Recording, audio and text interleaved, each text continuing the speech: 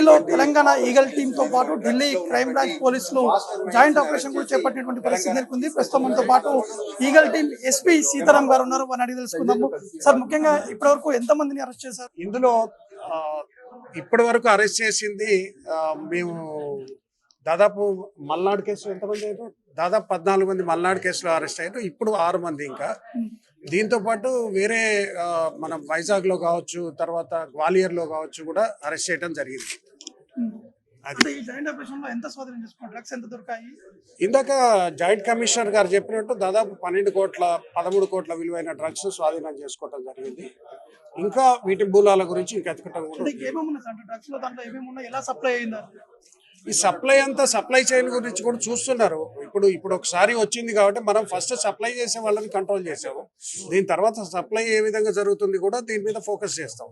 Immediate గా మనం ఇప్పుడు సప్లై ఎట్లా జరుగుతుంది చెప్పినప్పుడు సప్లై చేసేటోడు వాడు తర్వాత దొరకపోయే ఛాన్సెస్ కూడా ఉంటాయి కాబట్టి we are focusing on that. Trace ఎలా చేస్తారు సార్? అంటే ముందుగా తెలంగాణలో కేసు నమోదైంది కాబట్టి ఎక్కడెక్కడ ఈ యొక్క జాయింట్ ఆపరేషన్స్ అనేది కొనసాగాయి? ఇది డ్రగ్ అనేది కొరియర్ త్రూ వస్తుందని అర్థమైనప్పుడు కొరియర్ నెట్వర్క్ ని మేము ఫస్ట్ చూసాము.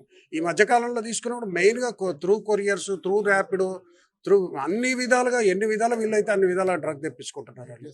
సార్, ఈ జాయింట్ ఆపరేషన్స్ లో ఎంతమంది టీమ్స్ పాల్గొన్నారు తెలంగాణ పోలీసులతో పాటు? తెలంగాణ పోలీస్ 75 మెంబర్స్, 105 మెంబర్స్, తర్వాత క్రైమ్ బ్రాంచ్ వాళ్ళు 75, మొత్తం 180. Thank you.